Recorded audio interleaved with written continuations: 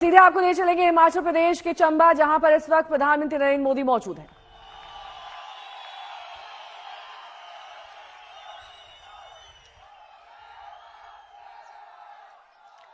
दो दिन पहले मैं उज्जैन में महाकाल की नगरी में था और आज मणि महेश के सानिध्य में आया हूं।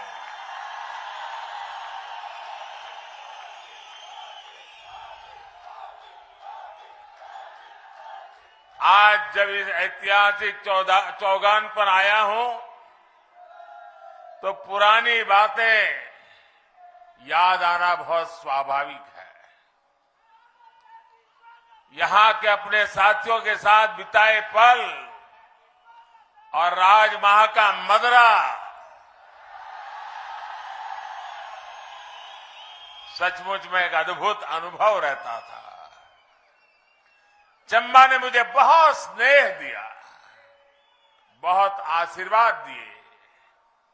तभी तो कुछ महीने पहले मिंजर मेले के दौरान यहां के एक शिक्षक साथी ने चिट्ठी लिखकर चंबे से जुड़ी अनेक बातें मुझसे साझा की थी, जिसे मैंने मन की बात में देश और दुनिया के साथ भी शेयर किया था।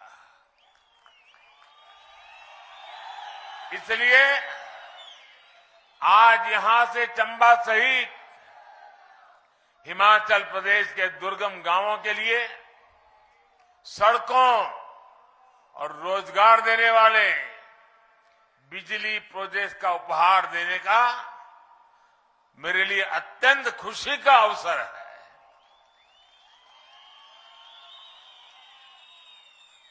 जब मैं यहां आपके बीच में रहता तो कहा करता था कि हमें कभी न कभी उस बात को मिटाना होगा जो कहता है कि पहाड़ का पानी और पहाड़ की जवानी पहाड़ के काम नहीं आती। आज हमने उस बात को बदल दिया है। अब यहां का पानी भी आपको काम आएगा और यहां की जवानी भी जी जान से अपने विकास की यात्रा को आगे बढ़ाएगी। आपका जीवन आसान बनाने वाले इन सारे प्रोजेक्ट्स के लिए आपको बहुत बहुत बधाई। भाइयों और बहनों, कुछ समय पहले ही भारत ने अपनी आजादी के 75 साल पूरे किए हैं। इस समय हम जिस पड़ाव पर खड़े हैं, ये पड़ाव विकास की दृष्टि से बहुत महत्वपूर्ण है, क्योंकि यहीं से एक ऐसी छलांग हमें लगानी है जिसका शायद पहले कोई कल्पना तक नहीं कर सकता था। भारत की आजादी का अमृतकाल शुरू हो चुका है, जिसमें हमें विकसित भारत का संकल्प पूरा करना है। एक एक हिंदुस्तानी का संकल्प अब पूरा करके रहना है। आने वाले कुछ महीनों में हिमाचल की स्थापना के भी 75 वर्ष पूरे होने वाले हैं। यानी जब देश की आजादी के 100 साल होंगे तो हिमाचल भी अपनी स्थापना के 100 वर्ष पूरे कर रहा होगा। इसलिए आने वाले 25 वर्षों का एक एक दिन, एक एक पल हम सबके लिए, सभी देशवासियों के लिए और हिमाचल के लोगों के लिए विशेष रूप से बहुत महत्वपूर्ण है।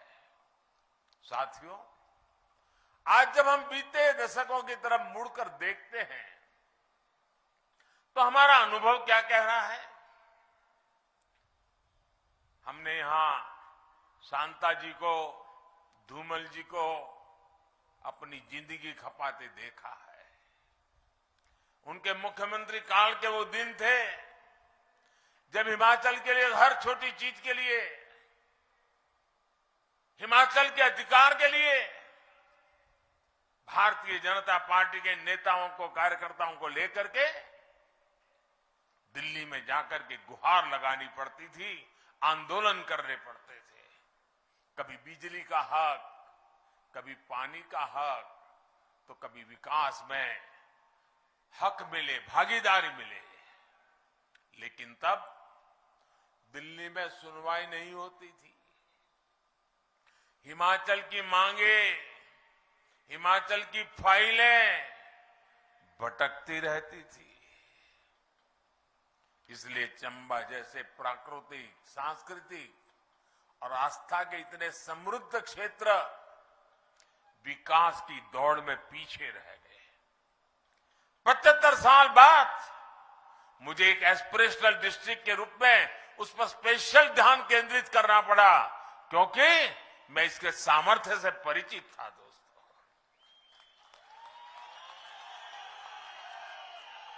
सुविधाओं के अभाव में आपके यहां रहने वालों का जीवन मुश्किल था। बाहर से आने वाले पर्यटक भला यहां कैसे पहुंच पाते। और हमारे यहां चंबा का गीत अभी जयराम जी याद कर रहे थे, जम्मू एदी राहें चंबा कितना अक दूर।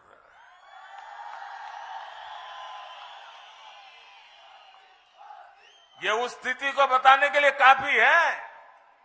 यानी यहां आने की उत्सुकता तो बहुत थी, लेकिन यहां पहुंचना इतना आसान नहीं था।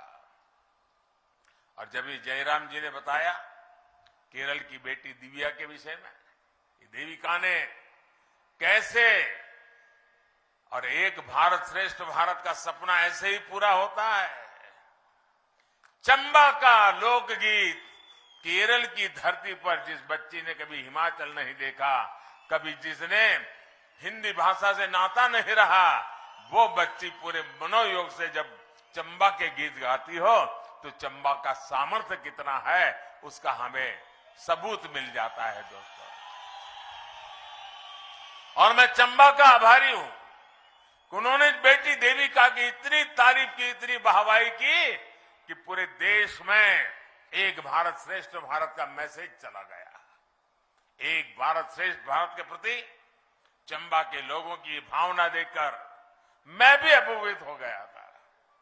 साथियों, आज हिमाचल के पास डबल इंजन की सरकार की ताकत है। इस डबल इंजन की ताकत ने हिमाचल के विकास को डबल तेजी से आगे बढ़ाया है।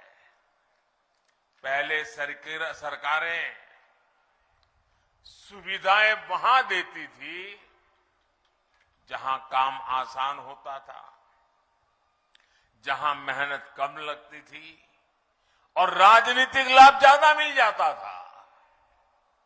इसलिए जो दुर्गम क्षेत्र हैं, जनजातीय क्षेत्र हैं, वहां सुविधाएं सबसे अंत में पहुंचती थी, जबकि सबसे ज्यादा जरूरत तो इन्हीं क्षेत्रों को थी।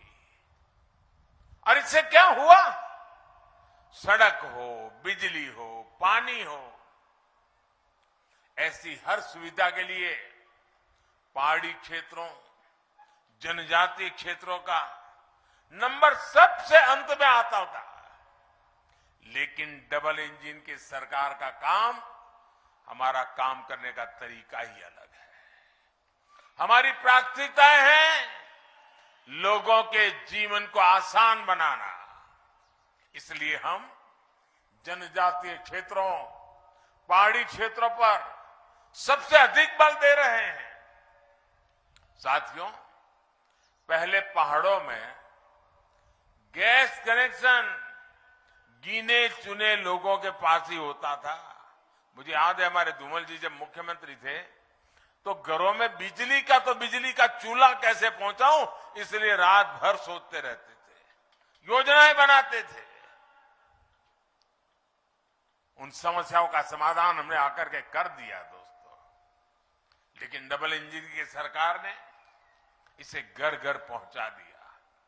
पानी के नल जिनको घरों में होते थे, उनके लिए तो ये माना जाता था कि बड़े रहीशी लोग होंगे, इनकी राजनीतिक पहुंच होगी, पैसे भी बहुत होंगे, इसलिए घर तक नल आया है। वो जमाना था।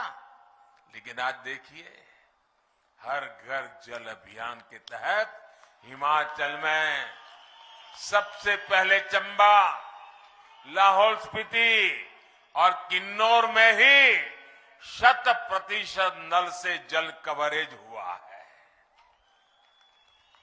इन्हीं जिलों के लिए पहले की सरकारें कहती थी कि दुर्गम है, इसलिए विकास नहीं हो पाता। ये सिर्फ पानी पहुंचाया, बहनों को सुविधा मिली, इतने तक सीमित नहीं है, बल्कि शुद्ध पेयजल से नवजात बच्चों का जीवन भी बच रहा है। इसी प्रकार गर्भवती बहनें हो या छोटे छोटे बच्चे, इनके टीकाकरण के लिए कितनी मुश्किलें पहले होती थी। आज गांव के स्वास्थ्य केंद्र में ही हर प्रकार के टीके उपलब्ध है। आशा और आंगनवाड़ी से जुड़ी बहनें घर घर जाकर सुविधाएं दे रही है। गर्भवती माताओं को मातृ वंदना योजना के तहत हजारों रुपए दिए जा रहे हैं।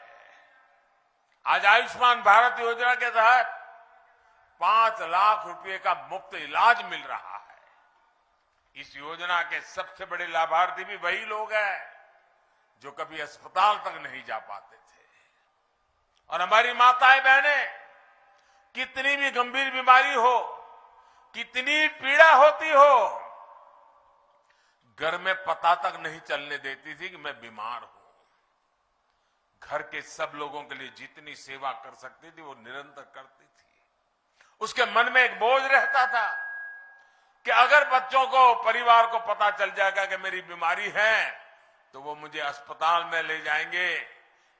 अस्पताल महंगे होते हैं, खर्च बहुत होता है, हमारे संतान कर्ज में डूब जाएंगे। और वो सोचती थी कि मैं पीड़ा तो सहन कर लूंगी, लेकिन बच्चों को कर्ज में नहीं डूबने दूंगी। और वो सहन करती थी। माताएं बहनें, आपका ये दर्द, आपका ये पीड़ा, अगर ये आपका बेटा नहीं समझेगा तो कौन समझेगा।